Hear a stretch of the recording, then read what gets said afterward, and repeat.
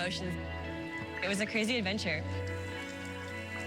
As our first ever student explorer, Carmen's experience in the waters off Mexico is just the beginning of her real journey.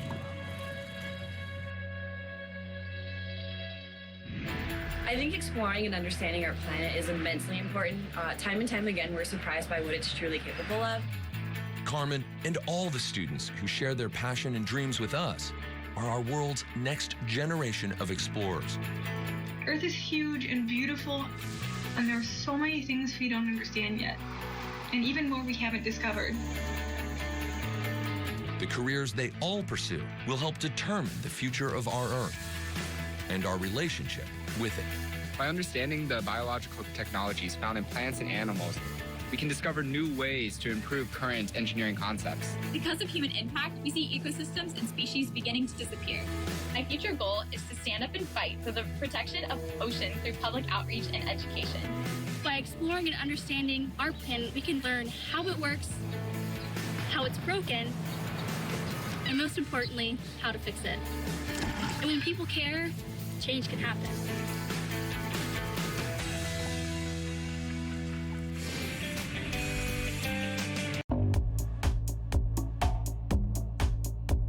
With Dom Izzo. Really? Really, Dom? No. I like what Dom's doing. Okay. Dom Izzo. Jeez, come on, Dom. What do you think I am, a magician? Yeah, I'm fired up, Dom. What else could I say? Absolutely. It was great to get on the field, and then Dom came up to me, and I'm trying to walk away from me. I just wanted to enjoy myself out there. Hot mic. Great job.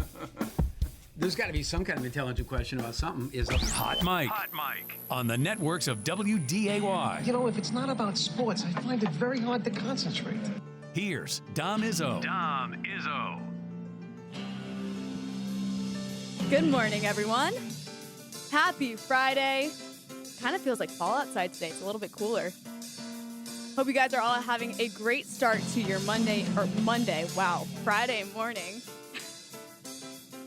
It's Friday. We're going to have some fun today. Dom Izzo is out wrapping up his vacation before football season starts. I'm Logan Campbell. I'm filling in for him today. It's Friday. We're going to have some fun, so I decided to bring some of my friends on the show today. You can see his head right there. We're getting the show started with Cole Jirik right off the bat. How are you, Cole? Can't complain. It's Friday, Logan, so It's not Friday. Monday. So You got a big weekend I got a big weekend coming up. Wiffle Ball World Series out in Valley City, so super excited about that. At the 11th year. Last year we raised like $14,000 for charity. This year, wow. Yeah, it was pretty crazy. A lot of great donations from sponsors this year. Hopefully hitting the 10K mark and donating to Valley City Youth Baseball this year. So hopefully it goes well, and hopefully we get some good weather. It seems to rain or miserably hot every year, but we'll see what it holds and see who comes out on top at the end of this year. So did you guys win last year? No, we did not. We were the 1 seed heading into tournament play and got beat. So that one stung a little bit. Got one championship in 10 years, and hopefully I can add to that this weekend. 1 in 10 years. Hey, more than some people can say. A lot of people got 0. Like, the same teams won like 6 times. So that's. Do we know anyone on that team? No, it's just a bunch of Valley City cheaters out there. Cheaters. Yeah, well, they load up their roster. There's some questionable calls that get. I think some umps are paid off. And I'm sure you're super calm about that at all times. Yeah, super calm at all times. The key to the weekend is staying sober enough to make it to the tournament. That's gonna be hard for you. Yeah, a lot of guys struggle mid afternoon with that heat after a few drinks. And I don't know how you guys do it. You guys got a fun group though. Yeah, Chad Bergen leads it off in his backyard. And his dad Bobby Bergen takes care of the field all year, and it's a great crew of mixture, some old NDSU guys, some old friends. Chad's actually the team dentist. Little known fact, I guess. The team dentist. The team does have a dentist at South University Dental. Him and Todd debates where the team dentist is for. I had no idea we actually had one while I was playing until Chad told me he was the team dentist, and I was like, oh, we have a dentist. I Interesting. need to Good go to know. the dentist so bad, so I'm gonna have to hit him up. There you go. I need to go. I haven't found one here yet. He's the best. So there we go. We got the plug for the dentist. Okay, Cole. Lots happening in college football. I'm going to get your thoughts on NDSU in just a few minutes. But last night it was official. Colorado headed to the Big 12 for the 2024 season, which means are the dominoes falling for NDSU? What does this mean for NDSU? It's interesting. It's really interesting, and more so, I think it more so says, is the Pac-12 going to be alive? Yeah. Like, is the Pac-12 all of a sudden going to be just just 5 or 6 more like private schools, higher education type schools. Maybe like the Big East is in basketball. Do they lose football? At least do the rest of these schools go running? Does Oregon and Washington run to the Big Ten? Does some of the other schools, end up joining the Big 12? I don't think the Big 12 wants to go over 16 teams, is what I understood, due to their media rights situation right now. Yeah. So they want to stay kind of where they're at. Maybe they'll add 2 more, but what does the Pac-12 do at this point? And if you're San Diego State, obviously that was a lot of talk for them going to the Pac. Is the Mountain West going to be potentially a better situation, more stable situation? I think they have like 13, 14 teams in the Mountain West, somewhere around there. That maybe they don't have obviously the TV money or the TV contract, but also the Pac-12 is yet to announce what their TV contract is going to be. And with losing USC, losing UCLA, and now Colorado, that is going to put a major dent into what they're doing there. And I don't know. If it's more becoming a Power 4 at this point, the Pac-12 is really falling apart, and it maybe if it does fall apart, maybe it hurts NDSU's chances of going to that Mountain West. I think everyone was like, hey, all these 4 other teams will jump to the Pac-12.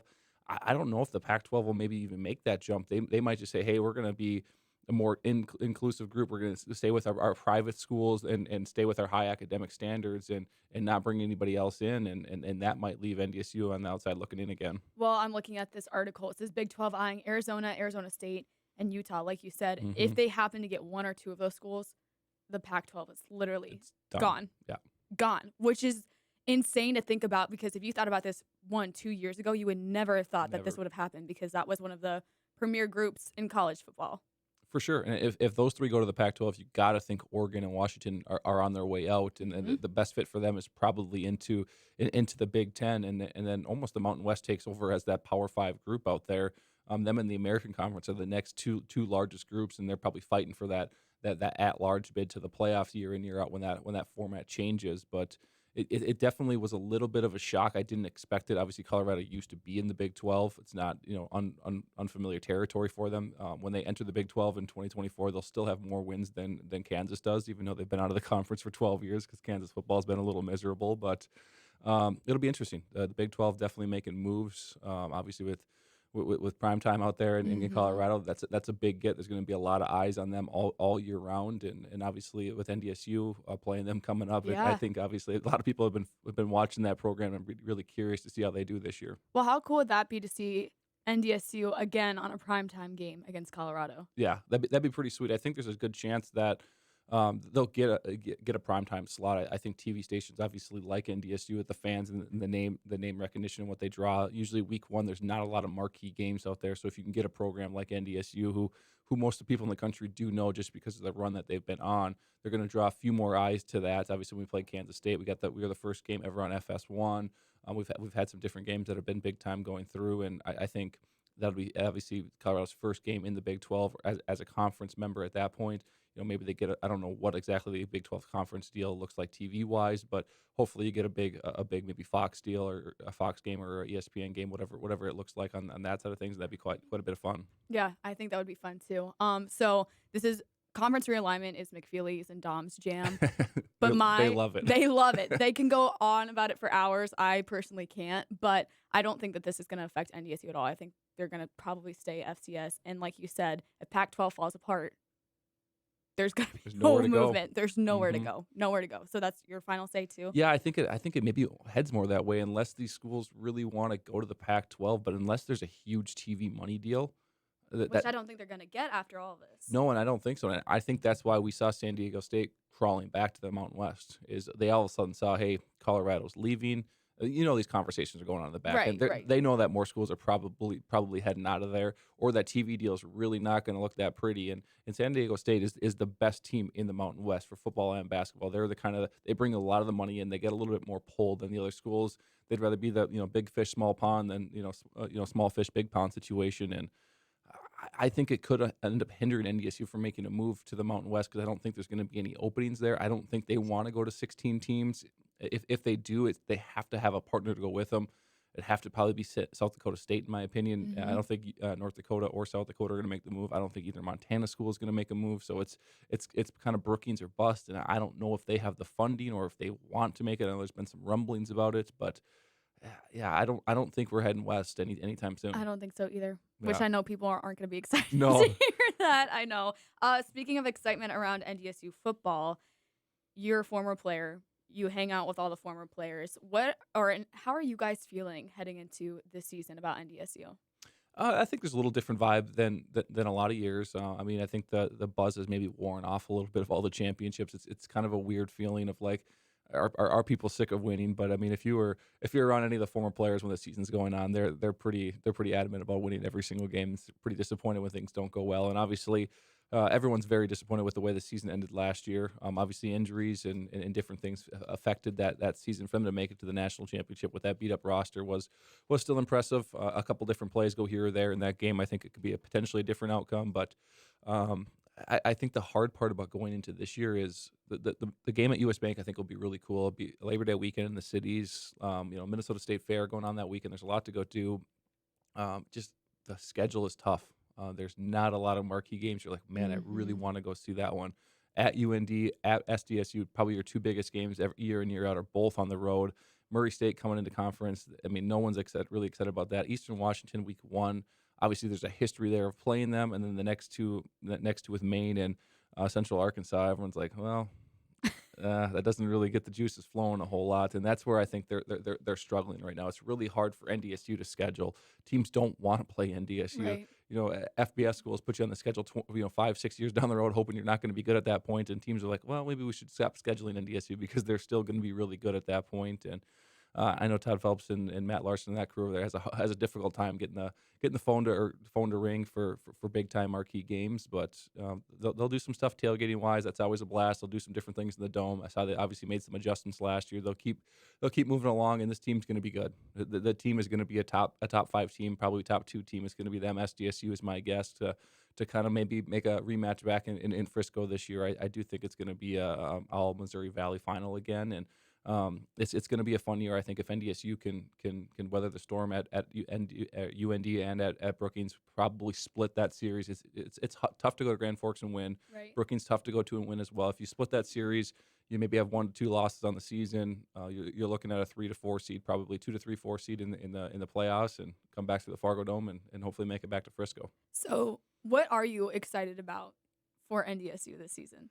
Just see some of the young guys, stepping up. The COVID years kind of really messed with some of these rosters for a while, and I think that's why we saw some movement in the transfer portal with guys leaving, is they didn't have the opportunity that they probably thought they should have had with guys playing their 6th year or 5th year, and the rosters being a little bit older at certain points. There's a lot of young guys that haven't had chances to get snaps yet. That I'm excited about. I'm excited to see Cam take the next step offensively. He's got to throw the football better this year, but I think this year, this offseason, he knows what he has to do. I think he's going to figure things out. This receiving core with Zach Mathis kind of leading the way, I think can get better, has to get better. The running back room will be solid in the defense.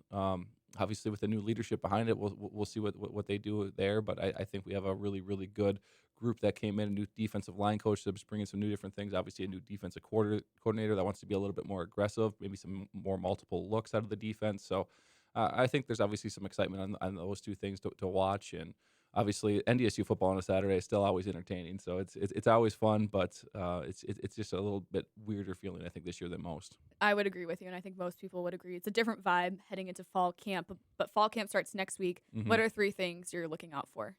For fall camp, staying healthy.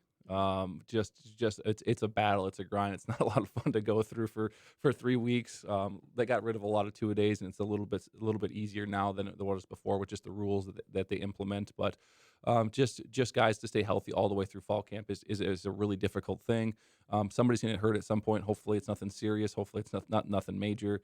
How the quarterback play comes along. Obviously, Cole Payton still wants to push Cam Miller. He still wants to find a way to get onto the field and get playing time. So that's probably the big one for me is the quarterback position year in, year out for any team. The quarterback is the biggest spot. And then just defensively, how are they going to gel within a new system? How are they going to implement a new regime, a new defensive playbook? How much are they going to keep from what they had? How much is it going to be new? How are they going to blend those 3 things together? And we'll see a lot of newer faces on the defensive side of the ball. Is there anyone you're particularly excited about? That's a tough question because I haven't spring ball is where you usually see a lot of the guys play, and it wasn't really a spring ball this year. There wasn't like that game where we got to see guys stand out or do anything. Talking to Grant Olson, he's super excited about his linebacker room, and the linebackers I think need to take a step this year. I think they were lacking in spots last year, so I think for me is watching how those guys develop, who steps up at certain positions, and who's maybe the starting three, or is it going to be more of a rotation of 4 or 5 different guys? You aren't doing sideline this year. Correct. Sad. I'm gonna be so bored of I the know. sideline now. After what 2 years together? 2 years, Yeah. I know. So, for you, how is it going to be to actually not be covering this team, but take a step back and watch as a fan? It'll be definitely a little bit different. Obviously, not talking with players, not talking with coaches, not kind of being on the field right next to the action. But it'll be fun to see the fans' perspective out in the tailgating lot, see what they have to say on things out there. You finally get to tailgate. Not like that really stopped Oh, you okay. before. I always made a laugh at the tailgate lot to say hi to a few people, but I got to stop at maybe a few different spots. Maybe pick up a shot of ice hole here or there. There we go. On the way. But no, it'll be a lot more fun to enjoy the game as a fan and get to sit back and relax a little bit. So we'll see you at US Bank. Are you gonna go? I will be at US Bank. Got my tickets already. I'll be out there heckling. I'll probably heckle you and Andy or whoever's doing sidelines for the radio station at that point. So Perfect. I'm looking forward to yeah, that. yeah. I know Andy will do a pregame show somewhere, so I'll have to go find him and heckle him. Oh, that's right. Hmm. I mean, are you a little bit sad that you're not doing it anymore? A little bit. I'll miss it a little bit, especially on game day. Yeah. No. Well, I'll miss you on game day occasionally. I here and appreciate there. it. All right, we're gonna take a break. When we come back, fantasy is gonna start up soon. Oh, I want to yeah. hear about your sleepers. I got my sleepers, so we're going to hear about yours. You're watching Hot Mic on WDAY, Extra, and Forum.com, and KSFL.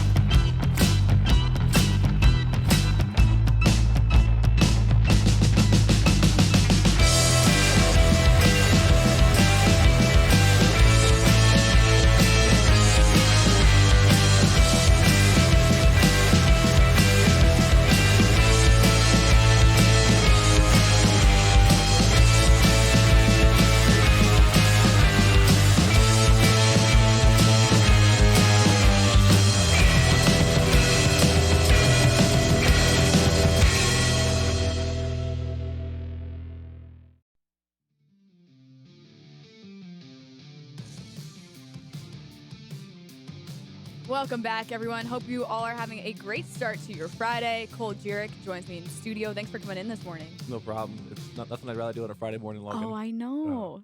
I know. When you said that this morning, I was so happy. I was like, the greatest thing I could ever do, get up and join you on Hot Mic. I know you're the you want to see me first thing in the morning. We got to get like days you fill in, like, chatting with Campbell or something instead of, Dom's Hot Mic. We got to change it up a little bit. I don't know if that's going to fly, but you can talk to Stacy after. I'll talk to Stacy. Yeah, you can talk to to Stacy we after. got Kyle's clicker on game day. We got to get. When am I going to get my Yeah, own? when are you going to get your stuff? We got to get things figured out for you. I just fill in for everyone. That's my role here. Anyways, last year here at the station we did a fantasy football league, it's funny. How'd you do? I don't know. You don't remember how you did? It wasn't. I didn't lose. You weren't and last it's funny place? because, and I'm gonna throw some shade at Dom right now. He stopped talking about it because he was in last every single week. I think he did finish last, so he's gonna have to do the punishment coming up soon. What's the punishment? Eric, what was the punishment? I think we have to pick the team name for him. Write a letter of why his team was really bad because he went for all the big names and didn't actually think about it. Wait, put in like the forum or something, or we get to take his first round pick. Oh, so we get to pick for him. Maybe we could take one of these sleepers for him. No, because I'm saving these sleepers. I'm doing everyone a favor. You play fantasy, right? Oh yeah. I came up with some of my sleepers. I think I should draft Kyle Rudolph for him. Yes. I think that'd be a great pick for his roster. Or Jacoby Brissett. Ooh, here we go. Actually, he might play. He actually Who played knows? a little bit. Yeah. I know. I was gonna say actually he might play a little bit. Anyways, okay. So obviously, when you're doing fantasy, you go with the running backs first because they get the most points. If first round, who would you pick? First overall pick if I have it, or first running back I would pick. First running back you would pick. I think it's hard to not pick the guy Christian McCaffrey. Obviously, we saw some different volumes based on some injuries and stuff last year with him, but the way he catches the ball, that offense is super explosive. I think Christian McCaffrey's got to be one, and then you maybe look at Derrick Henry too. The running back position is really hard. Saquon's in that conversation if he stays healthy, and a lot of people are throwing a rookie in there, the Bijan Robinson, all the way up into the top of the first round. So those are kind of your top four running backs. If I'm picking one, I think I'm going Christian McCaffrey. Who would your sleeper be? Sleeper at the running back position? I don't know how much of a sleeper he is, just because he's now RB1, but it's Alexander Madison. The guy. I think he's probably more of an RB2 situation. Maybe rounds 4 through 6 is where you can get him. Might get overdrafted in some leagues around here just with Vikings fans, but he's kind of my sleeper at the running back position at this point. You're such a homer. Such a homer. Well. Anyways, my sleeper is Green Bay's running back Aaron Jones. That guy gets disrespected every single year. He's traditionally drafted in the 5th round of everyone's fantasy, which is crazy. He's got a big running back that steals goal line carries away from him. Well, I think this year's going to be his year. And a mobile quarterback that'll probably steal goal line snaps. Okay, well, here's the thing. All right, let's hear it. Last year, he finished second amongst all running backs in points per rush, okay? And with Aaron Rodgers gone, and like you said, Jordan Love there, is there going to be more of a running game? Is he going to be more involved in the passing game? We don't know. But I think that he's going to pick up big points. I'm not saying you draft him first, second, or third, but maybe like in the third round, 4th round, maybe? Yeah, 4 through 6, kind of where he's been going, sleeper. Well, and range. I think this year it's really feasible for him to get over 1,000 rushing yards. I think so. I mean, it depends how they split the carries in the backfield. Obviously, LaFleur wants to run the football more. He's always wanted to. Aaron Rodgers has kind of said, "Hey, I'm going to do my thing because I'm the quarterback. I'm Aaron Rodgers." So I definitely could see some more touches for Aaron. My honorable mention was Tony Pollard. I don't know how much of a sleeper he is. Yeah, but I think he's going to have a breakout year. We saw him get hurt, but if he stays healthy, I think. Maybe you should draft Ezekiel Elliott. I think Dom, he loves the Cowboys. Maybe that's a guy that is a free agent that you pick for him, because obviously he's not going to be signed now that Tony Pollard took over that backfield. And yeah, Tony was definitely a guy that a lot of people took flyers on late last year, had an unbelievable year. Now he's going to be the main guy. If he stays healthy, I think he's for sure a top 5 running back. I would agree. Wide receiver, who's your sleeper? I'm going to go Treylon Burks. With them Why? signing D-Hop, it kind of takes the heat off him having to be the number 1 receiver. He's a big body receiver, kind of like the A.J. Brown they had before. Obviously, they have Derrick Henry to run the ball. The issue is quarterback. Can Ryan Tannehill or Malik Willis? I don't think he's going to be there. Bo Levis, the guy they just drafted. Those are the quarterback is the biggest issue for those receivers there. But I think being a number 2, having all the heat with DeAndre Hopkins elevates his game. I'm going to be a homer for this one. I'm going to go with Christian Watson. Oh, I didn't know you were a Packer fan, Logan. I know that's what I was looking okay. at this. I was like, wait, why are they all Packers players? I'm sure Eric is loving this in the back. Okay, well, I picked Christian Watson. We saw what he was capable in the second half of the season. I think he's due for a breakout season during his second season in the NFL. Just got to stay healthy. That's the thing. The gamble you take with Christian is he going to stay healthy for the entire season? But in the second half of the season, he was 6th in air yards. And like I said, the biggest gamble is he going to stay healthy? And you have a new quarterback under center with Jordan Love. I know it's just training camp, but what I'm seeing is that him and Christian are working so well together. Like, that's his go-to target. So if I were you, I would pick up Christian 6th, 7th round. I don't know if he'll be there that late. You don't think? I don't know. I think not here because I think he went like second round last year. That's always the hard part about drafting up here is the Viking players or former NDSU players get overdrafted. But a guy like Christian, I definitely think the buzz is around him. You got to be prepared to not play him for like 4 weeks because injuries are just a part of his game. It seems like. But man, his skill set is unbelievable. To watch him run away from guys last year the way he did, catch deep balls on some end arounds. I think they're going to get him more involved this year into his second year, and I think he could easily be a top 15 receiver. Oh, 100%. And in weeks 11 and 12, only Jerry Jeudy and Devontae Adams had more yards per route in fantasy in the NFL. So I think he's going to have a breakout year. I'm hoping he does. Think you get him on your squad? I don't know. I'm terrible at drafting. Like, I'm giving everyone tips, but by the time it's my point, You panic. I panic and I'm like, I'm just going to go You with just this draft one. some guy you'd never heard of. No, I'm not that You draft bad. Sam Howell from the Commanders. How many Commanders will you have on your roster? Okay, I was going to say this, and this was another, I was also thinking about putting this guy for my sleeper, Jahan Dotson. Yep. I think he's going to have a really good 600, season. 700 yards last year, 7 touchdowns. As a rookie, As a rookie, really blew up at different points. With the quarterback carousel last year, I think that hurt him a little bit. But I think probably a lot of it. Terry McLaurin, too. Curtis Samuel, do not draft Curtis Samuel. I'm sorry. He's my bust this season. Throwing the bus out already. I am, yeah, okay. Anyways, I think Jahan Dotson's going to have a good year. Hopefully they can stay consistent with Sam Howell. I'm hoping he does well. Everyone's excited about him. This is the most excited I've seen people about a quarterback in Washington in a long time, besides Ryan Fitzpatrick. Oh man, that guy's the man. The man. I just wish things worked out for him, but they didn't. Okay. They didn't love Kirk when he was there? They did. I mean, but he was a backup and then he was. They came in, yeah. Yeah. So I mean, people were excited when he left and was like, oh man, like, and then Carson, people were just like, okay. Hope this works out. Hope this works out. Didn't quite go that way. All right, tight end. Who are we picking for our sleeper? Tight ends are always tough sleeper wise. That's just a tough position to draft. Yeah, it's if you don't get like Kelsey or like the main guys. Yeah, like if you don't have Kelsey, realistically, you don't have Kelsey in your roster. You don't have anybody. Right. Like, obviously Atlanta was it Pitts last year with Atlanta? That was the big guy. People are way off his bandwagon. Maybe I don't know if he's necessarily a sleeper. Maybe go back that way just because he is such a talent, and hopefully with Ritter at quarterback, they can do a little bit more with him. I'm gonna go with Cole Kmet with Chicago. He had some big games last year. He did. So he loves the NFC North even. I know. What the heck am I? Maybe the worst division in football. I know. Well, okay. So he finished last season as the number 7 tight end in fantasy, but in weeks 9 and 10, he was the top tight end in points. He led the team in targets, receptions, and touchdowns last year. I would think that would continue this year. He just signed a big deal. I'm assuming that means they're going to get him more involved. You can see the chemistry between him and Justin Fields. But that's the other thing. You got to rely on Justin Fields. Justin Fields throwing the football. Football. That's one of the biggest issues with that situation. I know, but I feel like he's 24. He's on the upside of his career. I just see that continuing into this season. So I feel like he'd be a solid pick for tight end heading into fantasy. I like it.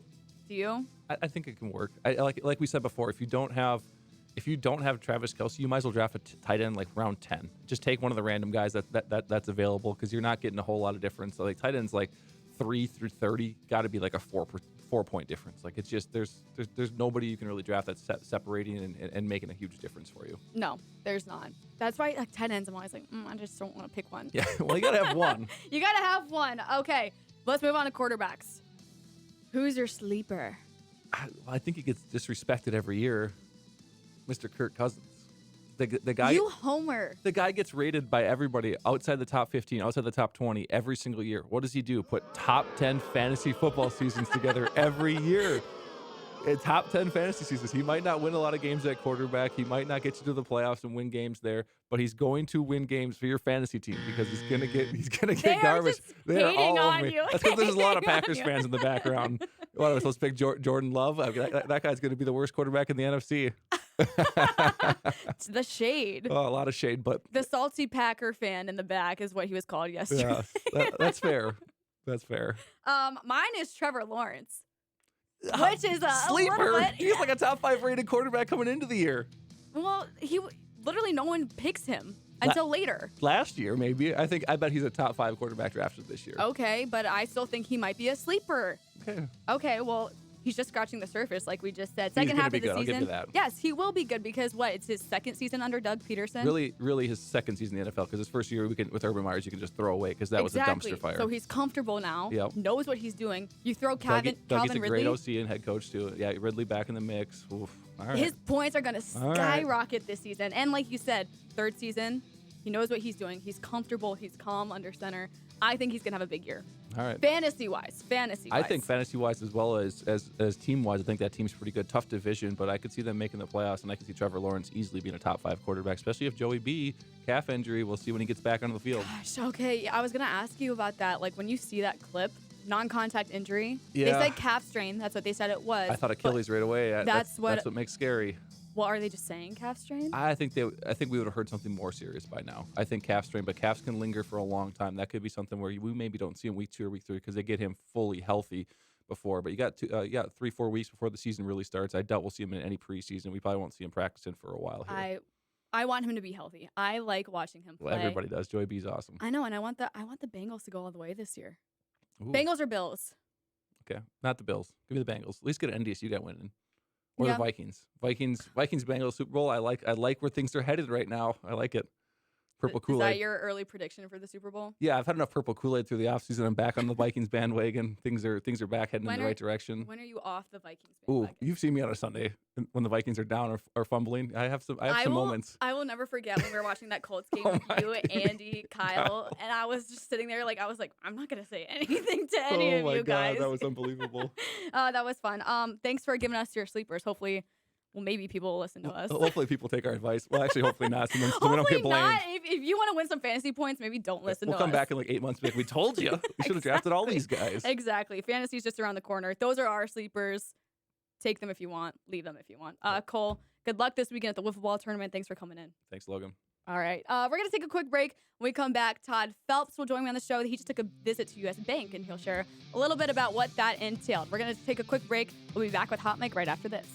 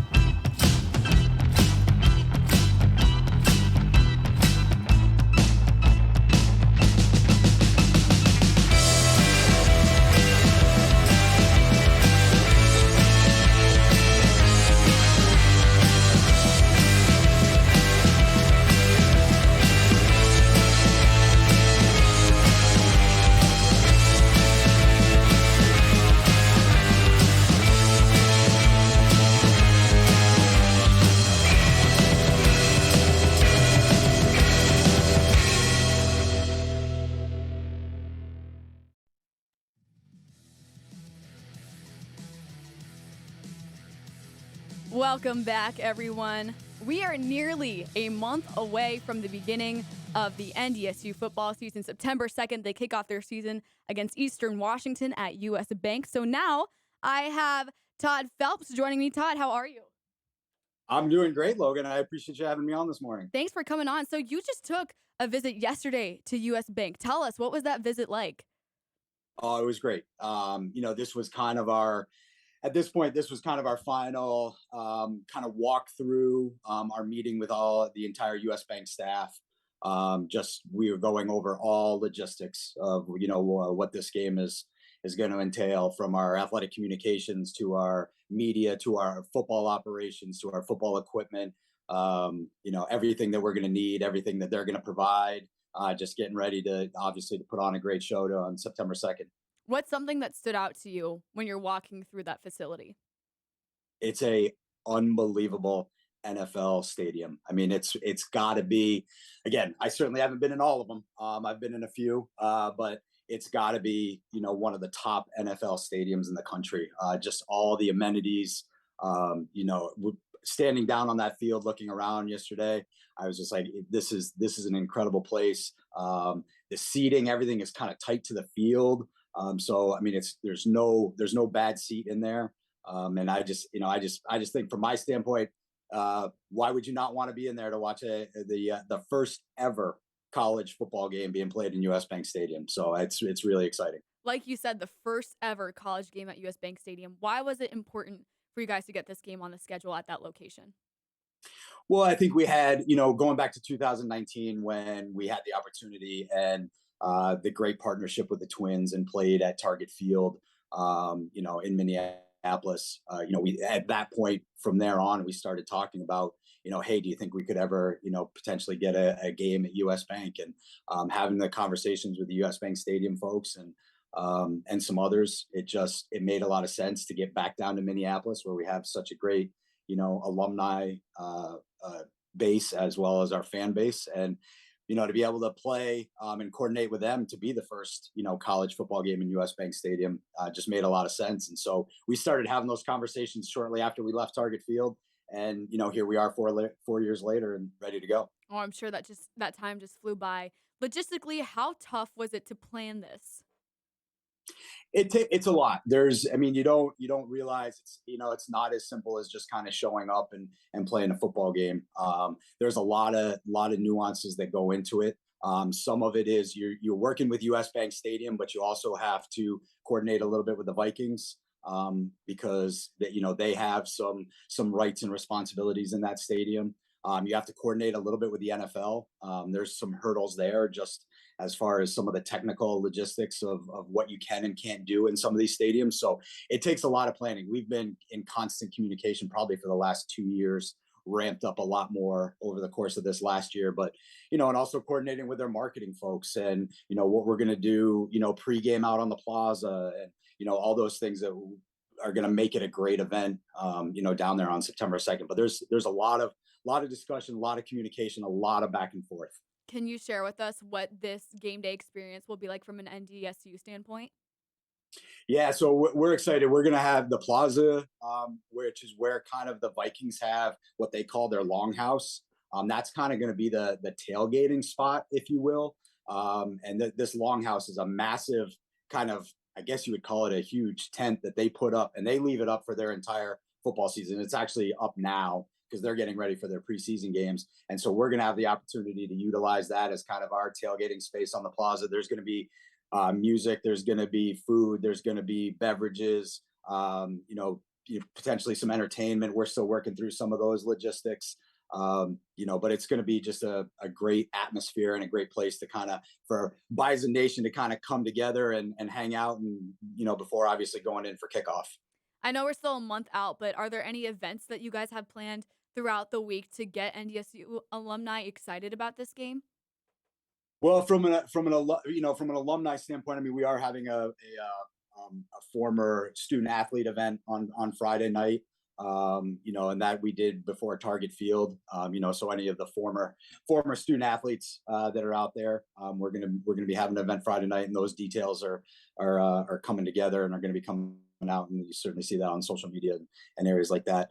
As of right now, a lot of it is going to be just focused on the game day. And again, getting people out there early, with the 2:30 kickoff and getting people out to the plaza and enjoying kind of US Bank Stadium. And doors are going to open at 12:30, 2 hours prior to get into the stadium. And so, yeah, that's kind of our big focus right now.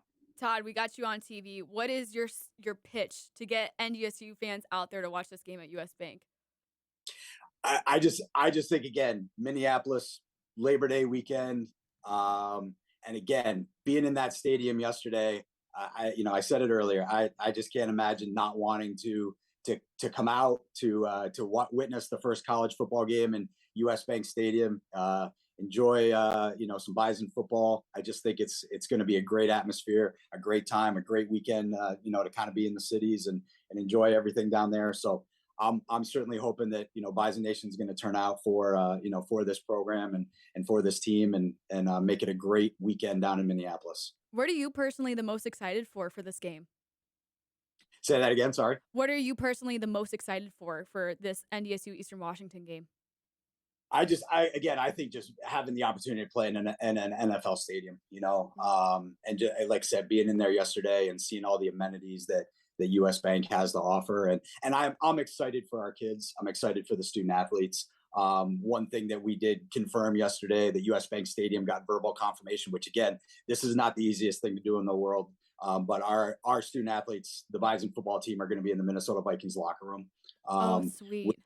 Which is going to be really great. And then they have, they have their walk through the Delta Club. So those who are looking to purchase tickets, you can purchase tickets that are actually in the main seating bowl, but you can have access right behind the home bench down into the Delta Club, watch the team come and go from the field through that space. So just, I'm really excited for our kids.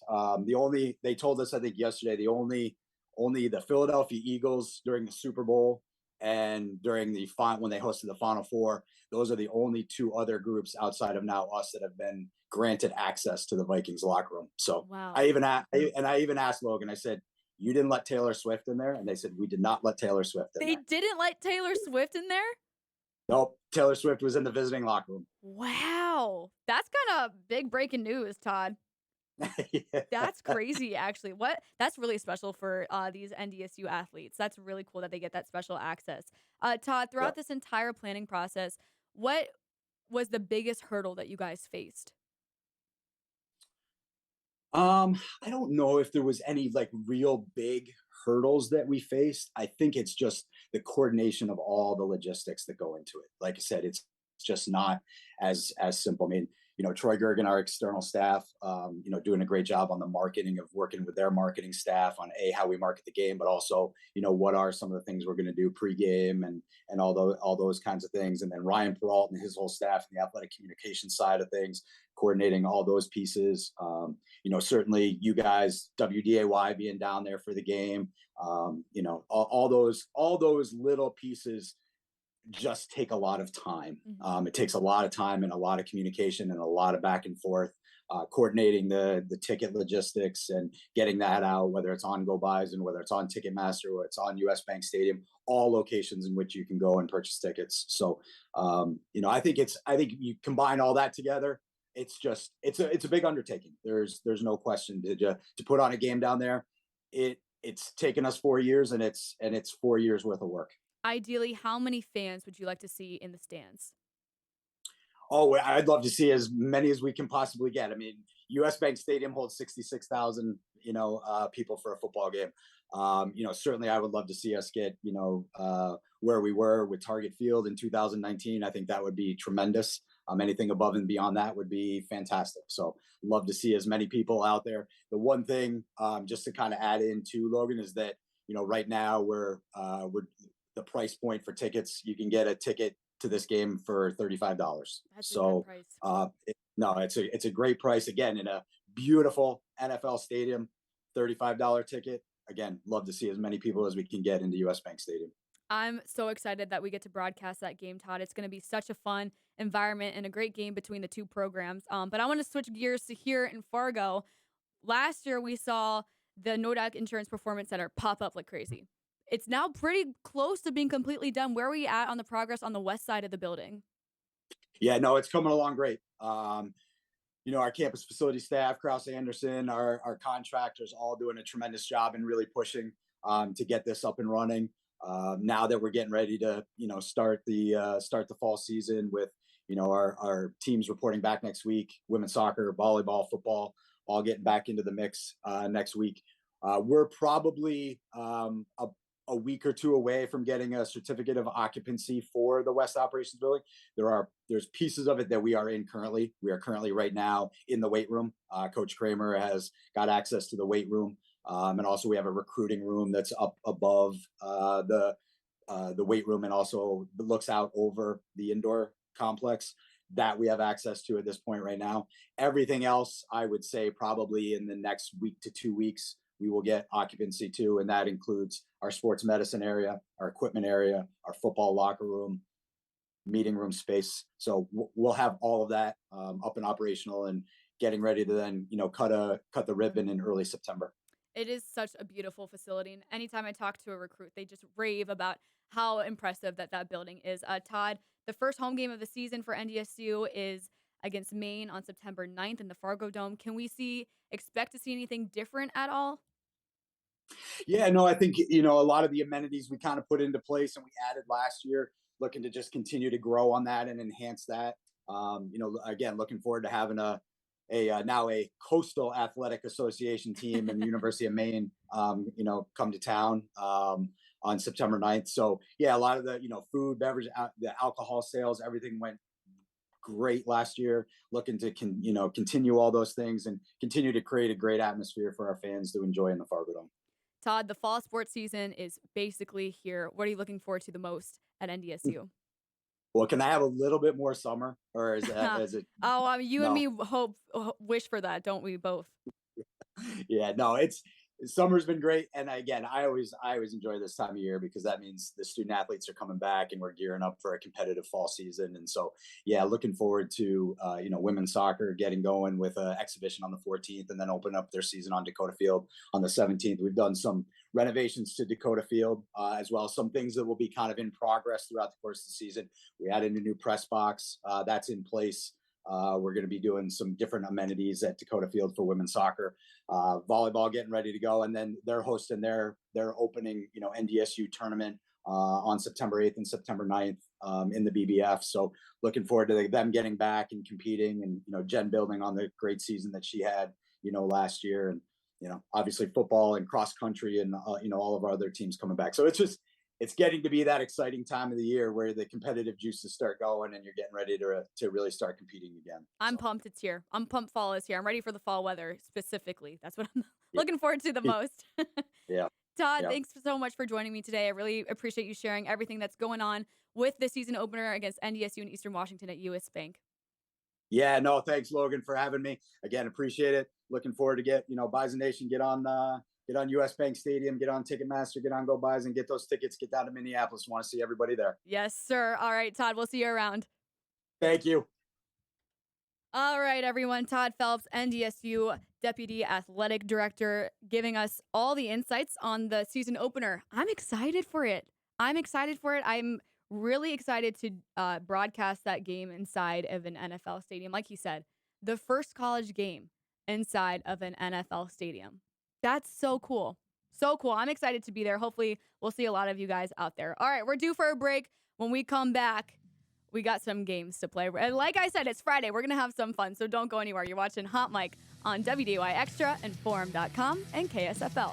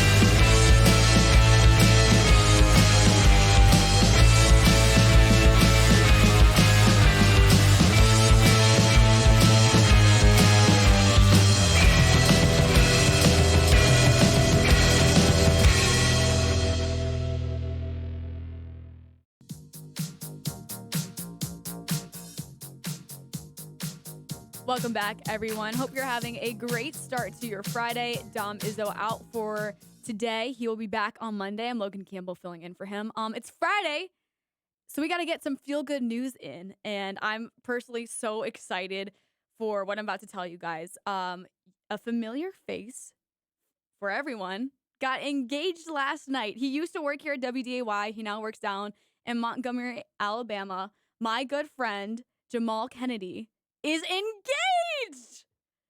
Yay! That's him and his fiance, Erin. They actually worked together down in Alabama. That's how they met. And he literally told me and Jamal talk pretty much every day. And he told me, he's like, I'm going to marry this girl. Like, I know I'm going to marry her. I was like, okay, Jamal, like, yeah. And now they're engaged. Look at that ring. It's so beautiful. They are such a beautiful couple. I'm so happy for him. He told me, we were talking earlier this week, and he was like, I'm on my way to the jeweler. And I was like, for what? And then he was like, you know what? And I was like, a ring? Are you proposing? And then he sent a picture of the ring, and I died. I'm so happy for Jamal. He deserves all the happiness in the world. So tell him congratulations, tweet at him. Just so happy for them. So happy for him and Erin. Jamal, you done good. You done good. So that's our feel good news of the week. All right, we're going to take a break. When we come back, we'll kick off our second hour of the show with some trivia. It's been a while since we've done it. I know everyone likes it, likes me making a fool of myself. So we're going to take a break and do that right after this.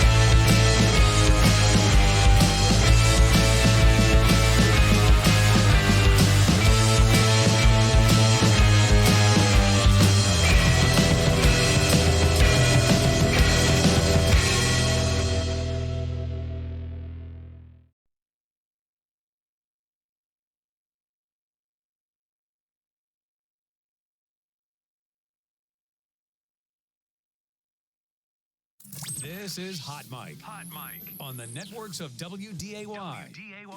Here's Dom Izzo. Welcome back, everybody, on this Feel Good Friday. Congratulations to our good friend Jamal, by the way. That's awesome. How exciting. Pretty cool. Yeah, I'm Best pumped of for luck him. in married life to Jamal. It's Aaron, right? Aaron, yep. Best of luck to you two both. It's Friday. Mm-hmm. Haven't done trivia in how long? Like 3 weeks. 3 weeks. It's been a long time. The people's favorite segment is back. Yes, a little bit earlier today than normal because we have some fun. You have some fun stuff planned. I don't know how fun it is, but yeah. We'll say it's fun. It's different. It's he's different. in the back, so he's probably listening right now. Sam is. Sam's in the back? Yeah, Sam's already here. Hey, Sam. Oh, they're not paying attention. That's all right. Whatever. So, Women's World Cup going on. Yep. But before we get into trivia, I have some questions for you. Let's hear it. Because I was watching some soccer games because there's really nothing else on TV right now to watch. Was that the only reason why you're watching? No, I'm watching.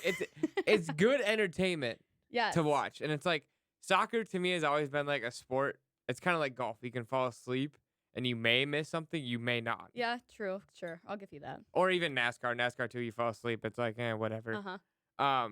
But it just doesn't keep unless you're watching your country, like the United States, it doesn't keep my attention. Okay. Like when I'm watching the United States. But I've noticed they flop a lot. Mm-hmm. It's like basketball. Mm-hmm. Why is that? Well, I think it's a mix of two things. If you watch the men's game, they flop like 30 times more than the women's do. It's ridiculous. The refs, I will say, have gotten better about not calling the flops in recent years, and they actually have started like carding people for flopping. But a lot of times it's kind of strategic. You flop if one, you know, you're not going to get good ball possession, like they're going to take the ball away from you, so you'll flop, reset, or you know you're going to get beat, so you just flop. That is kind of more strategic, like why you flop. It's not like, I'm not saying, oh, it's fine that they do flop. I think it's annoying too, but it's just become part of the game, kind of. So who flops more, basketball players or soccer players? Basketball. Are you kidding? To me, it seems like they stay on the ground a lot longer for like a little. They try and sell it. They're like acting. The men's, like, they literally will be on the ground crying, screaming, rolling, and then they'll get up once it's called. Basketball, I just think, you know, it's such a fast-paced game. It just kind of happens more because it's faster, and it's maybe not as noticeable, though, because it's like the back and forth is so constant, whereas in soccer, you notice it because they're laying there just waiting. But it's just part of the game, I guess, unfortunately. Like, to me, it just feels like it takes away from, and same thing with basketball. Like, I'm a basketball guy. I love basketball, but it just takes away from the game too much. It gets to a point where it's like, all right, let's like not do that anymore. I feel like the women's game is a lot better about it though than the men's. In my personal opinion, I'm not being biased. No. I think anyone could. The women's team is better than the men's team. This year they look a little shaky, but yeah, but we're fine. We're fine. We win the game. Is it called the game? The match? I don't know what. For like the soccer. Match. The match. Yeah, it's the match. Okay. You can call it match game. Doesn't really matter. Same thing. Okay. Tomato. But like, if they win on I think they play Tuesday against Portugal. They win that, they're the 1 seed, and then I think it would set them and Spain apart, which they said are two of the best teams in the World Cup this year. Yeah, no, I think the competition this year is a lot closer. I think any other year you would say, okay, USA is going to win again. I think this year it's a lot closer, which I think makes it a little more exciting. But the game against Portugal is going to be a big one.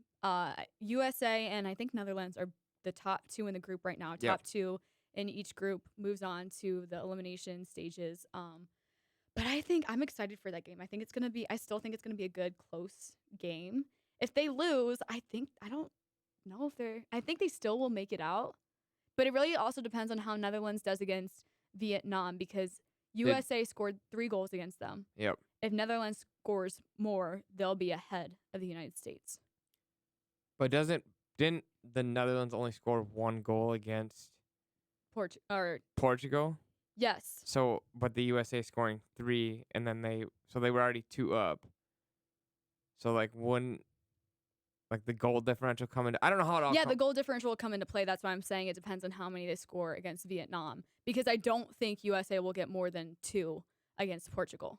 Is Portugal that good? I don't know anything about. They're fine. They're not. I don't think they're top 10. I think they might be like 17th in the country, I think. Yeah, I don't know anything about soccer, so that's I why don't- I'm asking my soccer expert. I I'm don't phoning know. my expert in Logan. I don't know like the world rankings. I know the men's team is a lot better than the women's team for Portugal, but I know that they're a decent squad. They're a solid squad. And just with this United States team, they look so green, even though they have so many veteran players. Their first halves have just been horrendous this entire tournament. So hopefully they'll start clicking from the beginning of the game and to keep that rolling throughout the game. But so I think this game against Portugal will be a big sign of how the rest of the tournament's going to go. Just don't make Lindsey Horan mad. Exactly. And you'll be fine if you're the other team. Or maybe we want her to get Yeah, mad. I mean, we want her to get mad because then she plays better. Yeah. But for the other team, you probably don't want that to happen. Exactly. If you're listening to this show, Eric Bennell has good advice for you. All other teams. So right now, Portugal and Netherlands are actually tied. Or not, they're not tied. Portugal has 3 points, Netherlands has 4. Okay. And then the United States obviously has 4. 4. Vietnam has 0. Yep, so they're out. So yeah, they're done. Portugal has a win and a loss, and United States Netherlands has a win and a draw with those two have a win and the draw. Mhm. So it's 4-4. So I think it'll be the United States and Netherlands, and the U.S. has a +2 goal differential on the Netherlands. So I think that'll help them. That'll help, but if let's say USA ties Portugal and then they score 3, then Netherlands goes up. But if Netherlands beats Vietnam, which we all expect is probably going to happen. No, that's what I'm saying. If Netherlands scores 3 goals against Vietnam and we tie, they would go up. Yeah. Yeah. Because they would have the more Yes. points. Yeah. Okay. Yep. Soccer's confusing sometimes. It's really not. But the goal If you differential, don't if you don't like Follow watch, it yes, yeah. rigorously, it's like, huh? I'll make a crash course for everyone. You should make there's probably a book out there that says Soccer 101 for Dummies. Probably. That'd be a book I would read because I need to understand soccer. Next time I do hot mic, I'll just do a little quick tutorial. There you Get it go. down. There we go. All right, should we do some There's trivia? yeah, let's do it. There's 'Kay. your next segment, by the way. Soccer for Dummies. There we go. Yep. Crash course with Logan Campbell. There we go.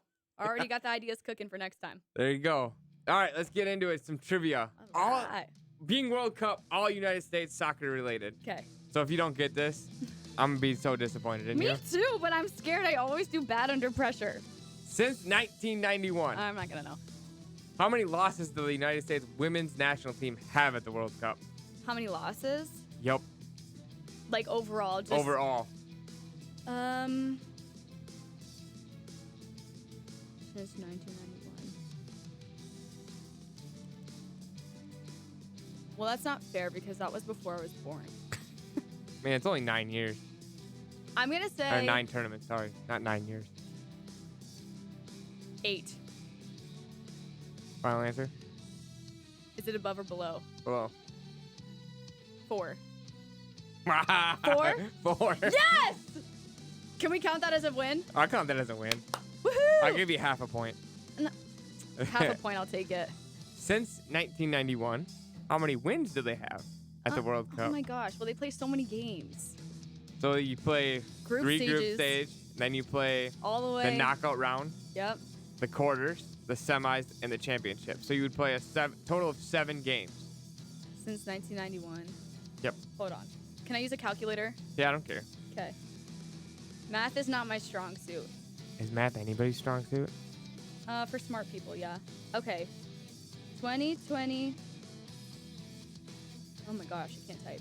2023 minus 1991. 1. Wait, why am I doing that?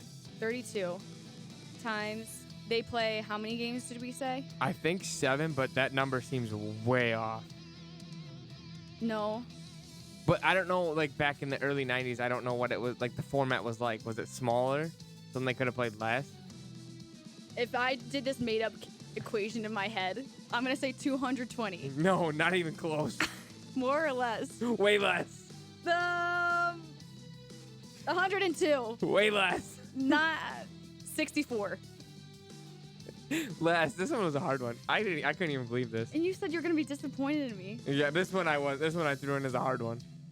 Gosh, this is why I don't do math. My equation was really wrong. Well, and that's 7 as of now. They could have played less back earlier in the 90s. Hold on. I'll give you one more guess. Okay. Since 1991. Okay, and it's 32. 41. Dang it. Wow, we went from 220 to 32. Well, if they would have had the current format now, I'm sure there would have been a lot more. True. All right, well, I'll take the L for that one. What year did the U.S. women's national team score the most goals as a team at the World Cup? Like, so it's 91, 95, like the goals that they scored as a team, just them. In a single game? Not in a single game, like overall for the whole tournament. I want to say it was... This team was loaded. Wait, also, I didn't factor in that the World Cup only happens every 4 years. That's where my math came into play. So 2023. It was, I feel like it was in recent years. So if it's 2023, last World Cup was 2019. 2015? Over, under? I can't say that because it gives it away. 2012. 2019. 2019. I knew it was recently. 26 goals. Yeah. That team was stacked. That was like the dream team. Yeah. Who has the most goals for the United States women's national team at the World Cup? Megan Rapinoe. Nope. Alex Morgan? Uh-uh. I thought I knew that one. Am I in the the ballpark? You're in the ballpark. She's played for... It's not Rose Lavelle. No, she hasn't been playing long enough. I know I'm this is gonna make me so mad because I'm pretty sure I've met her in person before she came to my school. I'm like 99% sure. Give it to me. I'm not gonna be able to guess it. Abby Wambach. I was gonna freaking say her. Dang it. Bonus question: how many goals? 60. You've scored 60 goals in a World Tournament. Like, I think she only played 4 World Cups. Oh, I thought you just meant career-wise. No. For just for the World Cup for her. And one World Cup or overall? Overall. So lower than 60? Oh, way lower. That's like 23. 14. Dang it. Okay. I would have probably said way more. Okay. So. Gosh, wow, I'm not doing too hot. Who was the last team to beat the United States women's national team at the World Cup? It's been a while. Yep. So they're going for a three-peat. So last time they lost was in 2012. 2011. 2011. Yep. I want to say it was Canada, England, Netherlands, Brazil. Nope. Are you just going to be grasping at straws here? What? Are you going to be grasping at straws here? China. No. China used to be good. Japan. That's what it was. Okay, Japan. Japan in 2011. They lost in the final that year in a penalty kick. Sweden actually held them to a draw in the group stage that year. 2011, I was 13. That was their last, I watched that actually in my friend had a movie theater in her basement, and our whole soccer team watched it there. That was their last, 2011 was also the year they had their last draw. Yeah. In the group stage. No, I think when they played the Netherlands, that was the first time that they were losing in a World Cup game since that game. Which is crazy. Just insane. Insane. Yeah. Yeah. Just a bonus question, because I did look this one. I saw this one earlier. What was the lowest ranking they've ever had? The United States? Yeah. Ever? Ever. 5. 2. Wow. What a bunch of ballers. We just know when they go to the World Cup, they're going to bring us home a trophy. We don't know, but we hope. We hope. That's the expectations. Yeah, there's which is a blessing and a curse. Like that's so cool that we can say our team is that good that we expect them to win every year. But when they don't, it's a disappointment. Really big disappointment. Yeah. But I think they'll do it again. I'm hoping they'll do it again. Wow, I did not do good today. No, I thought they were going to be pretty easy. You're asking from 1991 to 2023. What are you talking about? Well, if you watch the soccer broadcast at all on Wednesday, they did show some of these stats. I wasn't watching. I was in and out of cooking dinner and watching. So I wasn't constantly just You were staring. cooking dinner at 8 o'clock at night? Yes. That's kind of late. Well, when I was on vacation, I was eating dinner at 10 o'clock at night. I was eating so late, so my body hasn't Oh, adjusted. you haven't gotten... Yeah. So you're eating 10 o'clock Central Time or 10 o'clock Eastern? Eastern, so that's 9. 9 here. So that's Yeah. not so bad. But yeah, it's kind of late. But I don't know. I was just my body's still adjusting. But also, like, with your job, it's like, oh, I'm just going to eat here, like, at this time. I'm just going to find, like, a random 5-10 minutes, just sit down, and I'm going to eat something quick. Well, that's the other thing. I'm like, well, I don't really have time to eat. So that's when I had time to eat. Because Yeah. you're like, after work, you want to, like, get some other stuff done. So just kind of racing around. That's when I had time to eat. And I wasn't even hungry until then. Which is a different problem. That's a problem for a whole nother day. So you went what? 1. Oh, yeah. 1 for 5? Yikes. Yeah, 1 for 5. Yikes. Can only go up from there. It's been a while. We're knocking the dust off. We're knocking the rust off before Dom comes back, because you know Dom's going to come back with some harder questions than I will. Those were hard still. Yeah. Can we count the Japan one? Because you took 8 guesses at it? It was 4. Fine, we'll go with 1. Yeah, I'm scared for when Dom comes back. That's going to be tough. He's going to probably have some, like, trivia history questions for you. I like the history one. I told him next well, time. He did the history questions No, I with said you. it needs to be Civil War history questions. That's what I need to be asked. Didn't you do, like, the... Revolutionary. And I was getting it mixed up with the Civil War. And he did one other history one with you. I can't remember. This was a while ago. But, like... He's done a lot. Yeah, he has. So that's why, like, I can't remember them all. Yeah, no, he's done a lot. I like the history questions. I think they're fun.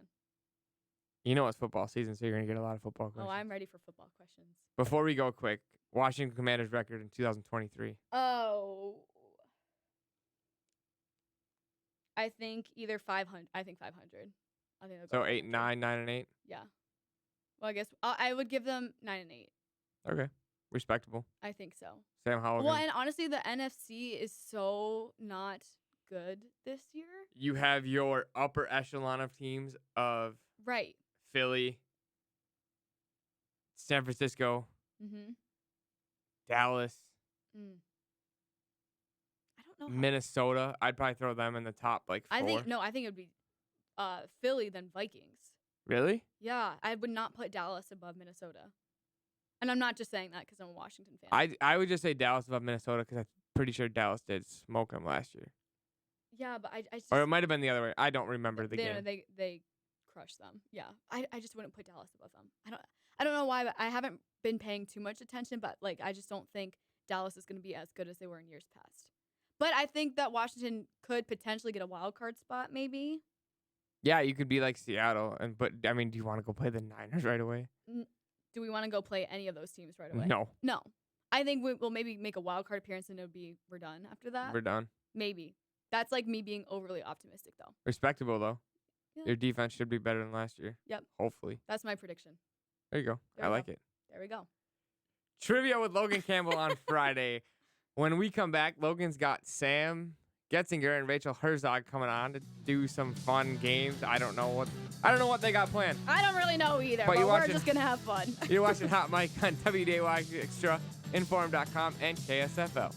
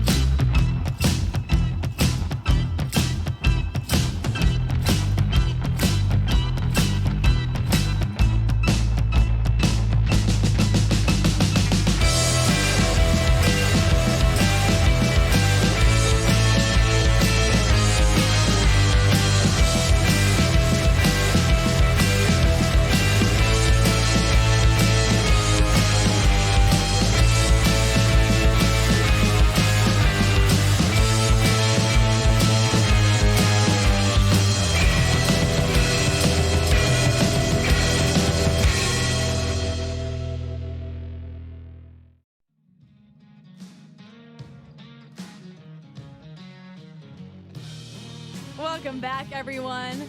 Hope you all are having a great Friday. I told you guys I was going to bring all my friends on today. So I got my two best friends on. Rachel and Sam. Woohoo. Morning. Good morning, Sam. That's a fun shirt. Thank you. On. It's Fun Shirt Friday. Fun Shirt Friday. Why are we going Hawaiian themed today? That's the only thing I could think of with a fun shirt. What other fun shirts are out there?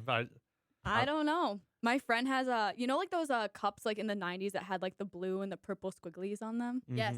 He has like a, what are they, like the man rompers? What are those called? Momper. We're going to go They with have that. like a momper on it or whatever. I don't even know what a romper is. It's like a dress, like a tank top and shorts connected. So it's like a jumpsuit, sundress, but with shorts pants. or pants. And a guy had that? Like, Yeah. I've never seen one. You've never seen one? No. You need to get cultured, Sam. I should. I'll show you. You're really sticking out compared to me and Logan here. We brought the all black. We got the all black. Wait, I found the going exact on. one. I found the exact one that he has. Eric, I don't know if we can pull it up or Kyle. The male romper. That was the one. That's what he has. It's like those Dixie cup things. Sam, you know, we're gonna those paper buy you cups. one. We're gonna buy you one. I've never seen one. That'd be cool. We should get him one for when we see Barbie, a pink one. Yes, $50 next week. Sam, would you wear one if we got it for you for Barbie? Yeah, Sweet. The ultimate Ken look. I'll wear that. Poor Sam. So we hang out like all the time, and poor Sam has to put up with me and Rachel, and we're all gonna go see Barbie. And he's like, absolutely not. Well, We're like, come on, grow up. didn't Everybody's want going to. to see it. I didn't want to. We saw Oppenheimer. I don't. In the world of Barbie, I don't know what's going on. You don't need to know I what's can't just going hop on. into like the main movie. It's like watching Star Wars in the middle. No, it's I don't not. think so. I don't know. You don't need to have any sort of background to know that you want to go to Barbie. It's like the biggest movie of the time yes. right now. All kinds of It's guys just- are going too. Well, it's not about that. It just looks like the set design. I don't know if I like the set design. That's why you don't want to see I don't Yes, think you it just just said that looks you haven't kinda even like weird. seen the trailer or anything yet. You gotta go in I've blind. seen it a million times now. So you know what you're getting yourself into. This Yes, and I know I'm getting a weird set design. It's That's so all I what get. makes it unique. Doesn't that make you kind of want to like go actually see it just to see what it's about? Well, See you're the set seeing design? I never said I'm gonna see it. I thought we established that it's gonna He's getting happen. mad So again. stop We just yelling at changed me. the subject. Jeez. This is what we do. We yell at Sam. Guys, high school football season. We got to talk a little bit about sports since you guys are on. High school football season's around. You're about to have, Rachel, your first one. This is your second one. What was your favorite game? So Sam calls a game of the week. What was your favorite game that you called last year? Probably Central Cass and Velva in the state championship. Both the state championships that I did were very fun. Central Cass Velva, and it was Cavalier and New Salem Almont. Those two were very fun. I would say those were the top ones. Although DGF and EGF had a really good Minnesota section final at the Fargo Dome last year, but a really low scoring game, but it came down to the wire. That was fun. Regular season game wise, I think it was in Castleton, so Central Cass. I was a big fan of Central Cass last year. I think I'm going to be a big fan again this year. Big squirrel guy. Yep, huge. I think it wasn't Central Cass and Kindred. I think it might have been. Those are always good games. Yeah, I think it was that one. Wiersma, I believe Owen Wiersma rolled his ankle in that game. So he was out for a little bit, but Wisniewski had a good game. I think Kindred actually kind of ran away with it, but it was fun to be there and watch those two rivals go at it.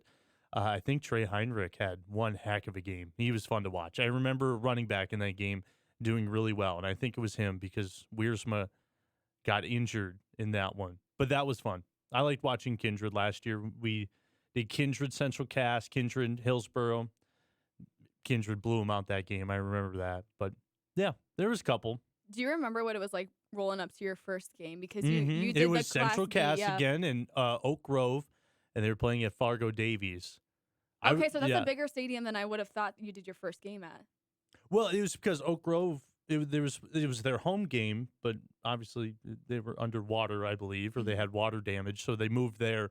But yeah, no, it was fun. It was kind of like, Fargo, Davies, South, North, they kind of have the high school facilities like Moorhead and some of the other schools where I'm from in Minnesota. So it felt comfortable. But yeah, I was nervous. I was nervous for it. I was nervous every week. But I think this year we'll be comfortable. It'll be fun. Yeah. Well, you're about to have your first one. How are you feeling? Yeah, I kind of came in at an awkward time right at the beginning of December, so I got a little bit of a taste of NDSU football, kind of covering the Vikings a little bit, but none of the high school stuff. I remember like my first or second day was when like state tournament stuff was going on. I remember you were calling games and we were recording stuff in our makeshift office down here when there was water damage upstairs. So this was my first experience of work down here.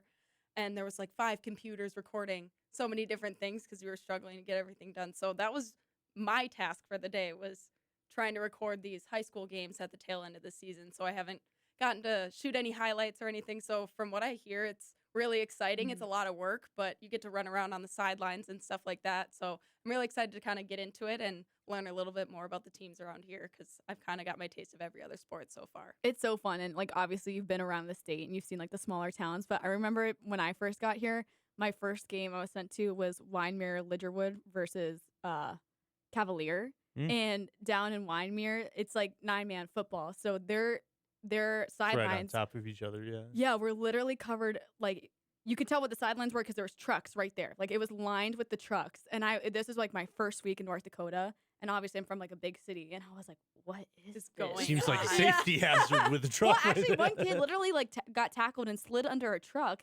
He got a concussion. I was like, maybe we should back those up a little bit. Let's have a designated parking area. Yeah, but it's really fun, and honestly, football season here is like the best, like especially those smaller schools. Everyone comes out to those games. Can you guys kind of break down what the classes are for football? Obviously, I know like Class A and B and everything for all of the other sports, but football's a little bit different here compared to Minnesota, I'm pretty sure. Yeah, well, You that's go ahead. kind of I was gonna say that's kind of your jam. Oh, I so thought. there's. Let me make sure I get it right. So there's 11 AA, and those are the bigger schools. So those are your Fargos, your Grand Forks, and that too, right? Yep. Bismarcks and kind of like those towns. Shanley. Yep, Shanley's in that the private school that's up in that one. Even though they're a smaller school when you look at it population wise, there's 11A, which is kind of big towns too, but not as big as those kind of metro areas. So like what Valley City, Jamestown, right? Yeah, they're kind of in that one. I haven't been in the game for a while, so now I gotta throw this back in my head now. And then there's 11B, and that's your Central Cass, your Kindred, and all that kind of stuff. And then Fargo North is 11A. Are they 11A? Yeah. You're right. Hey, Sam. Yeah. They changed it now. It's 3A, 2A, A, and 9-man. See, that's why I'm getting confused because I thought they changed it and I forgot about that. So they did change it. Eric, who was just on, reminded me. So then maybe you should be doing this. And then there's the 9-man football and there's all the smaller schools. I have to do all my research because it's been months since I've got back in the high school football scene, and now I'm getting back into it now because it's going to start here pretty soon. Yeah, so. it starts next week or first practices, Yeah, you right? guys are gonna start doing the high school tours, right? Yes. Which is Yep, exciting. I think that's starting next week. Yep, Late so next week. So. You guys will be giving a preview of all the what's to come for high school football, which is Mhm. exciting. Something that I wanted to talk to you guys about, which is so random. Did you guys see that they're saying like aliens are real? Yeah, I was just watching a full press conference on it yesterday. I know kind you of a probably recap. didn't know. Did you know? I watched it today because you won't shut up about it. So yeah. Okay, so I was gonna ask you guys because you guys are like the hockey nuts of. What does hockey and aliens have to do Well, with I was anything? gonna ask you if you thought like one hockey player was like an alien, who would it be? One hockey player was an alien? If a hockey player was like an alien, who would it be? Who would your pick be? Like from the NHL? Yeah. What kind of question is that? A good one. Oh gosh. I would go Sidney Crosby. Why would aliens play hockey in the first Why place? would he be an alien? Because because he's so crazy good. Yeah. And it's just out of this world. Sure. And I just something about him is off. I played with his sister. Was she good? Just as Yeah, good as him? I kind of wish he would have came to some of our games in college, but just I bet if an alien played never hockey, they seemed wouldn't to be in the line up. NHL. I don't think they're just naturally gifted athletes. Well, where would they be? Have you not you don't think aliens blend in with people? Have you not seen that theory? No, I don't think so. Okay, but You for need the to do fun more of it, you got to pick a player who would be an alien. And we would just think all of a sudden that they're I would say amazing Austin on Matthews. skates. Why? I don't know. same reason that you gave about Sidney Crosby. Something just rubs me the wrong way. I don't know. I know a lot of people actually really like him, and I know some girls, love him, but I think he's just a little odd, and that would be my pick. I don't know, Sam. You need to wait. No. Give you some time to think I think about it. if an alien played hockey, they'd be as good as I am, and I can't skate. So that's my stance on So this. you think aliens are unathletic? I think they're athletic in different ways. Are you an I think they're alien? athletic in Yeah, you could be an non-sporting alien. ways. Maybe I am. But I think you might be. maybe I know something you don't. All right, but that's my stance on it. I don't think That they'd be good Hawaiian at shirt sports. is giving alien vibes. Yes. That's why I put it on. Oh, scary. All right, we're going to take a quick break. When we come back, we have a game because we get in arguments about the way we say things all the time. So don't go anywhere. We'll be back with Hot Mike on WDAY ExtraInformed.com and KSFL right after this.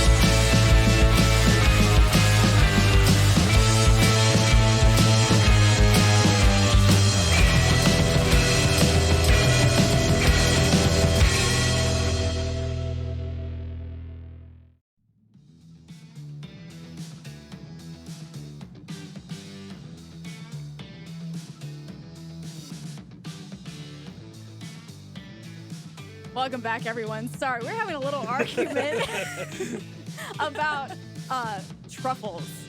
Because I was telling them my aunt made this really good dessert while I was back at home, and I wanted to make it for them. And it includes white chocolate truffle ice cream. And we're like, is a truffle a nut or a mushroom or a flavor? Why would it be a flavor? When have you ever had a truffled Well, because flavor anything? you were freaking out. They're like, why is there mushrooms in ice cream? Well, that is It's part not of it a too. Who's mushroom putting in mushrooms in ice cream? I don't think it's actually like mushroom and ice cream. That's what I'm saying. It's like a flavor, like the white It's chocolate dried, truffle. or they have like black truffles, which are really has expensive. a flavor. I wouldn't classify it as a flavor. You wanted to call it a nut, which is not. Well, that's what I thought it was. I don't know. Well, it's the same. It's a white chocolate truffle ice cream, which is a flavor. But then if you have peanut butter ice cream, that's a flavor. I've never seen Well, a I'm white. not making it for Sam because he said he didn't like it. Yeah, it's a spore. fungus. We just got word from the back. It's Which a is a fungus, mushroom, which is not a flavor.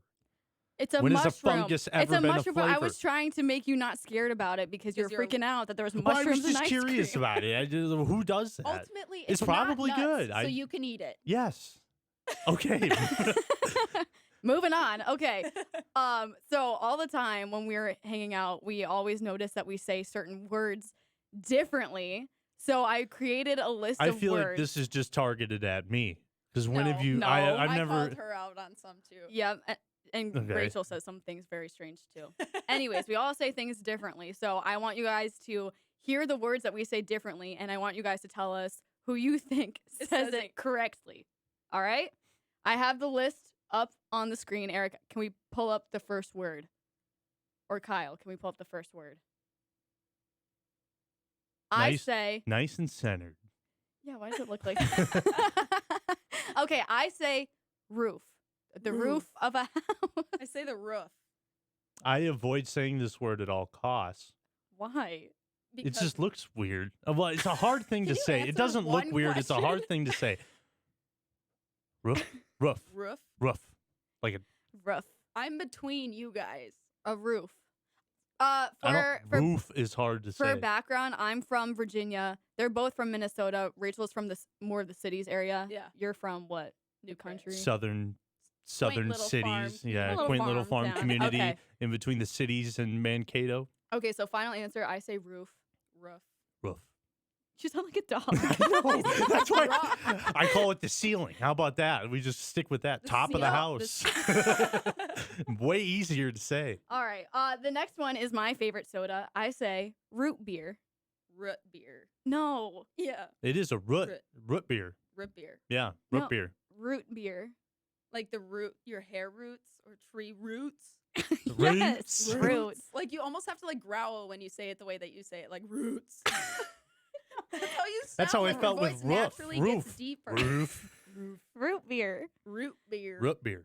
Root beer? Is that how you Root I beer. would love an ice cold glass of root beer. That's what you sound like when you say that. Well, root beer. We have root beer floats on August 7th. Did you beer guys floats. see that? Mm-mm. We get No. root beer floats on August 7th. National Root Beer Day. Okay, so root beer. Root beer.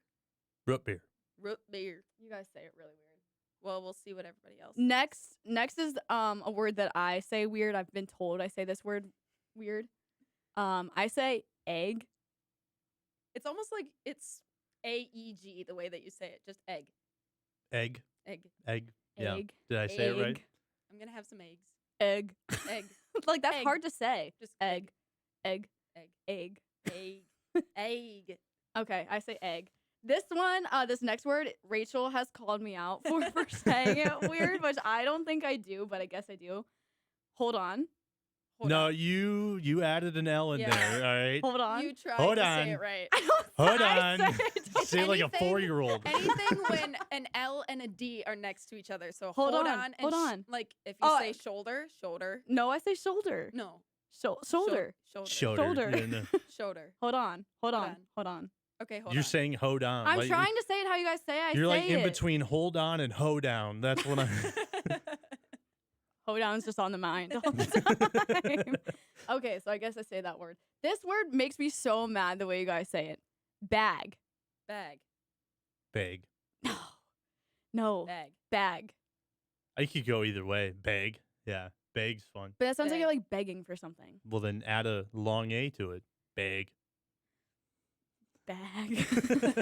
I think we're more similar on this one. Yeah. I think we say it the same. I don't think I say bag enough to see bag. Bag. Whatever comes off the tongue is what's going to be said. I still You could go 50-50.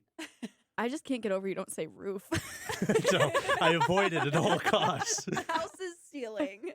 All right, next word. Oh, I don't like the way that Rachel says this word. Bagel. Bagel. Bagel. Bagel. Bagel. Bagel. No, that was wrong. No, you normally say That felt bag. wrong. You say it weird. Bagel. Bagel.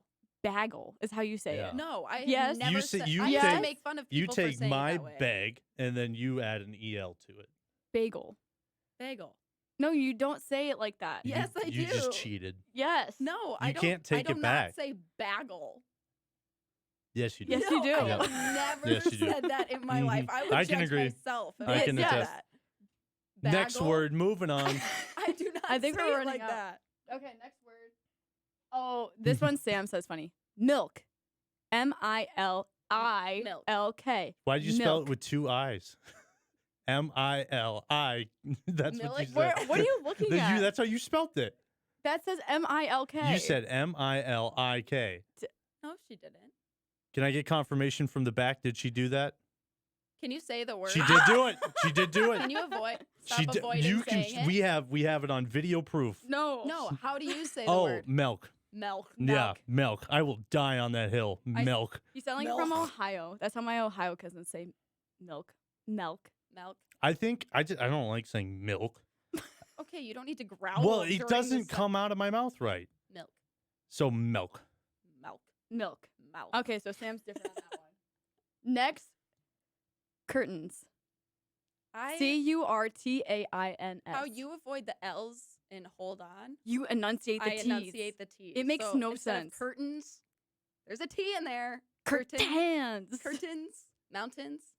Curtains. Instead of mountains. I think you just Mountains. you just lump the Curtains. last four letters together. Mittens. And mittens. Curtains. Mittens. Why? Curtains, mountains, mittens. Gloves. But I just feel like that's such a a random spot, like in the middle of the word. I to didn't notice enunciate. it until one of my friends a couple of years ago said, "Why are you forcing a?" I've noticed sound a on the few people Ts?" I've and then met. now I think about it all the time every time I use those words. Yeah, well, a few people I've met here, they also like over enunciate their T's.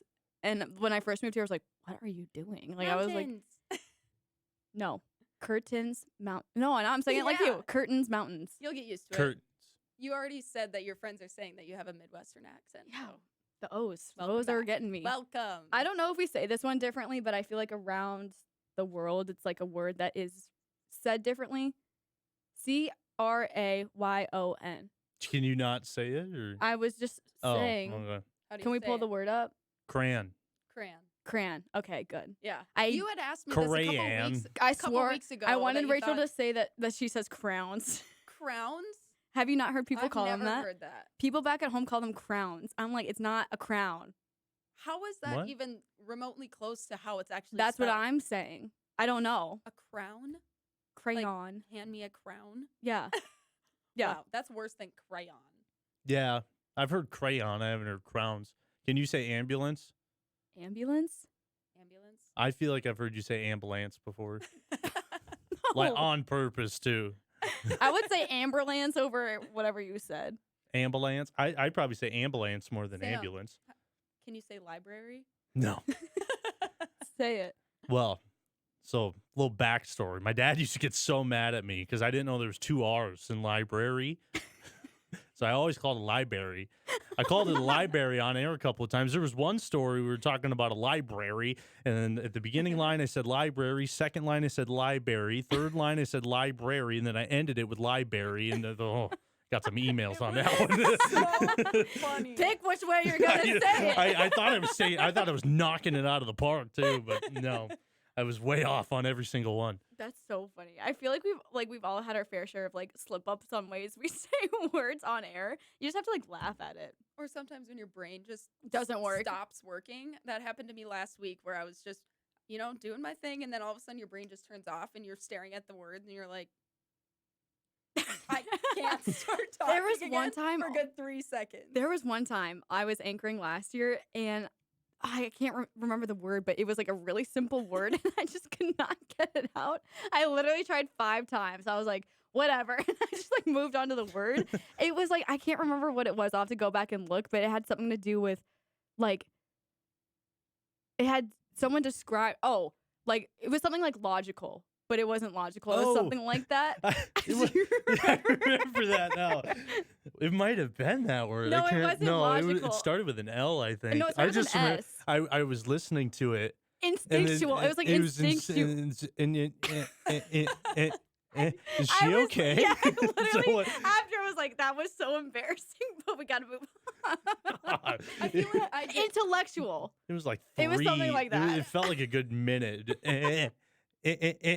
Is she doing okay? And then finally something came out, and you just kept going.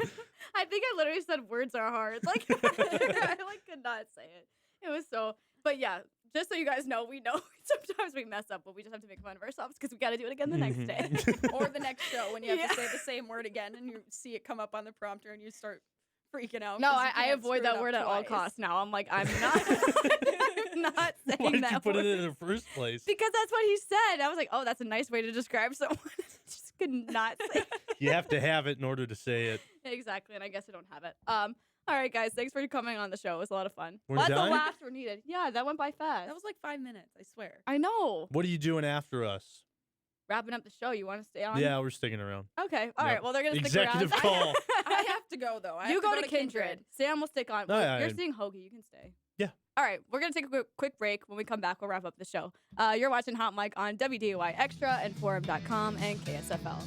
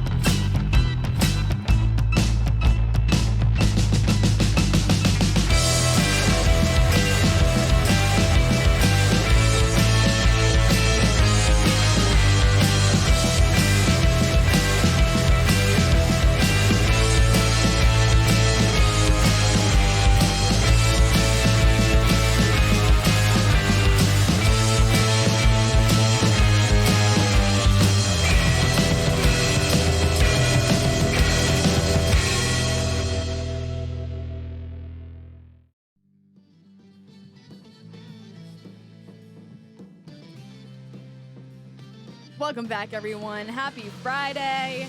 This is probably the fastest show of the week. Wow. You're welcome. Thanks, Sam. Sam's sticking around with his, bringing the good vibes with his Hawaiian shirt because he's about to go on vacation to Iowa. Iowa, Illinois, and Minneapolis. Yeah, you're going to the 3M this weekend, right? Yep, on Sunday. On Sunday. Championship Sunday. That's going to be so fun. Yeah, it's a good time there. Have you ever been? To Blaine? Or to 3M? Both. No. All right. I've only been to Minneapolis like twice, if we don't consider flying through Minneapolis, going there. Only visited twice. Really? Yeah. I feel like I haven't been there a ton. I haven't been in the inner workings of Minneapolis that much. But Blaine is a suburb. Yes. Nice little course there, TPC Twin Is Cities. it? Well, our guy Tom Hoagie is currently competing in the 3M. He sits tied 41st at 3 under. Yeah. This graphic was made before the round today started. So he started the day at 28th.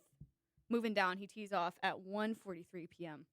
Well, moving down. I mean, he hasn't started yet. Yep. So that's a pretty solid little round, 3 under.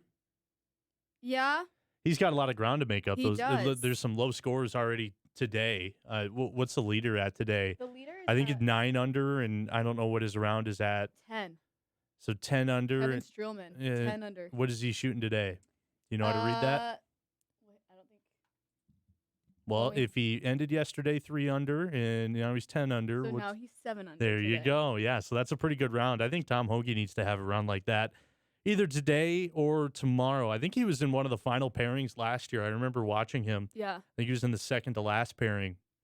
And I feel like he could do it again because you think about it, this is his home tournament, you know. So he usually does pretty well with that course. What are you wanting him to shoot today?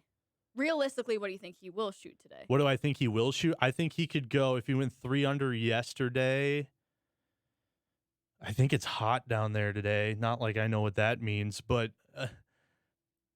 I would say, so he was 6 under before his last 3 holes yesterday. I think if he finishes today 6 under and he wraps up the day at 9 under, that's pretty good. He looked really good at the start of yesterday. Yeah. Really I think good. that'd be a great spot going into moving day tomorrow if he can get to 9 under. Because then you're in that top 15, 20, depending on what everybody else does. Top 15, 10, I should say. The sweet spot. Yep. And you can just swoop in for the title. You should be a professional golfer. A caddy. You know. I could caddy. You could caddy. I'd be a horrible caddy because I don't know how to read the wind, all that stuff.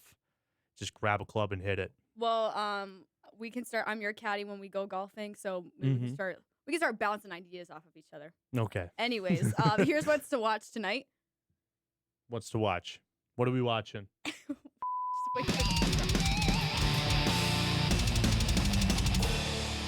This is what we're watching. Oh, nice. I didn't know we had a little video with that. The 3M Open, which we just talked about, is on ESPN+. Twins kick off their series against the Royals at 7 p.m. And then some slam ball. Slam ball, that's still a thing? The Ocho's coming back in August. Really? Yeah. That's the one with the trampolines of basketball, right? They got corgi racing. They got it all. We should play slam ball. Fine. You should put your pickleball racket away. Let's play some slam ball. But pickleball's old news, slam ball's new news. Thanks, everyone, for watching Hot Mic on WDAY Extra, KSFLandinformed.com. Have a great weekend.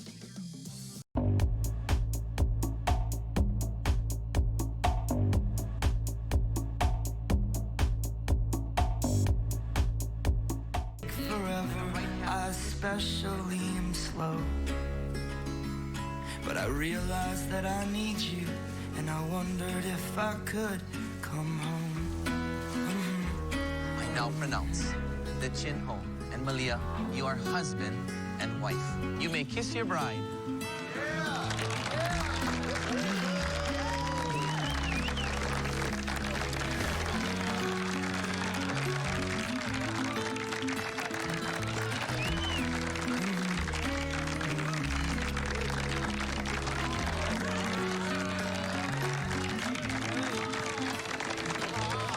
I promised I wouldn't cry.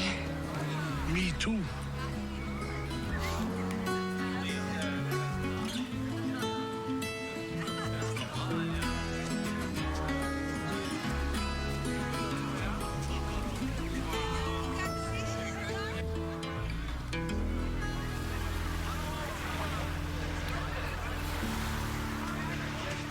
about that, huh? They seem happy. Yeah, they do. Long time coming. I know you took my passport.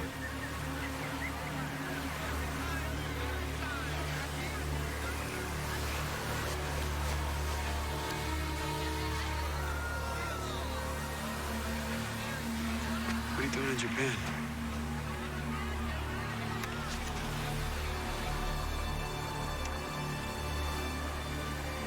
You know what, Joe? You may as well tell me, because I'm not going to give up. I'm not going to stop asking.